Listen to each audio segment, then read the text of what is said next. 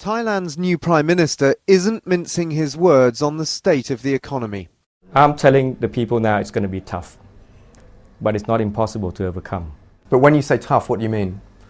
I mean that you cannot expect, for instance, the rate of growth to hold up to the rates that we've experienced maybe the last couple or 2-3 years, that there's going to have to be a slowdown. There will inevitably be problems in terms of employment, and that it's not going to be easy to completely stabilize the political situation in a short space of time. And he acknowledges the political horse trading with former allies of ousted Prime Minister Thaksin Shinawatra wasn't an ideal way to come to power. I'm not happy with the way things are. If I could choose my own path, I would love to get into power after elections. Unfortunately, that hasn't been the case. But I do come through a democratic, constitutional system according to parliamentary rules. And I intend to use that majority now to work for the Thai people and to do my best for the country. And when things stabilize, then it's time for the people to have another decision. Thaksin Shinawatra and his allies would say, look, we're the most popular show in town. Any way you cut it, irrespective of any electoral fraud, we would still win a landslide Well, I ask you again, majority. why have opinion polls put us ahead of them? Well, why won't you call an election if you think you're going to win? Because at this time, people expect a fast recovery of the economy and to stabilize the political situation. I mean, they would say you're all running scared because you know if you hold an election tomorrow, you'll lose. I don't think I would. How did you persuade Ne Win's faction, a politician, Ne Win Chitchop, who was loyal, not just loyal to Thaksin, he was one of his right-hand men, for goodness sake. How did you persuade his group of MPs to come over to your side? Basically, they felt that Thaksin had raised the various political conflicts to levels that were no longer acceptable to them. And so they were honestly doing this for the good of the nation?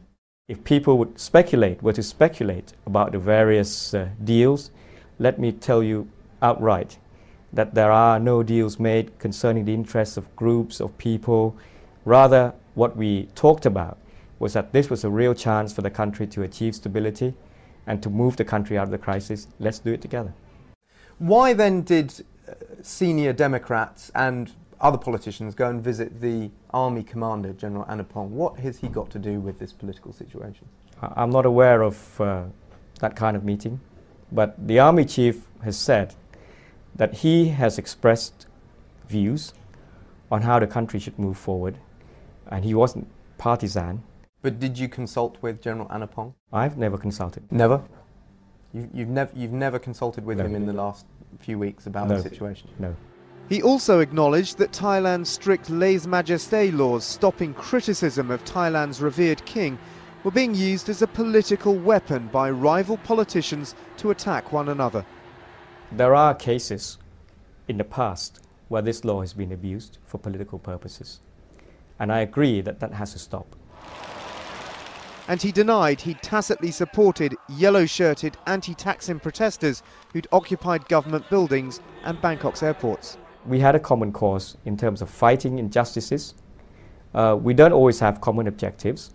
For instance, when they suggested that a new political system should be put in place with some appointed officers, we disagreed. And certainly our methods are different. And I expressed opposition to the way they decided to occupy both Government House and also the airports. The big question is, how long will he last? The fifth Prime Minister in just over 2 years. His main battle now may simply be clinging onto power. Dan Rivers, CNN, Bangkok.